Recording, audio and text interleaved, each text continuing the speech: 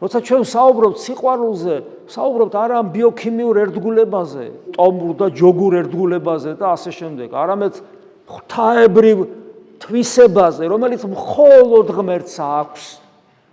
და ეგ სიყვარული, ეგ სენტიმენტალური და რაღაც, ისევე არ არის სიყვარული, როგორც ადამიანი, რომელიც ცოდვას ჩადის, წამალს იკეთებს თუ აბორს იკეთებს თუ მრუშობს და თავისუფალი ვარ და იმიტომ ვაკეთებ. როგორც ის არ არის თავისუფლება, ისე ეს არ არის სიყვარული. და რადგან სიყვარული არ მაქვს, იმიტომ რომ ქრისტე არ ცხოვრობს ჩემში, ამიტომ მე ყველას წინაშე დამნაშავე ვარ მუდამ.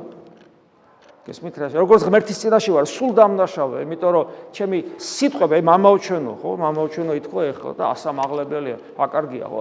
ამბობ ესე. და რა? გული ჩვენი შეესაბამება ამ სიტყვებს? არ ვტყვით ღვთის წინაშე, ასევე ვტყვით ერთმანეთის წინაშე.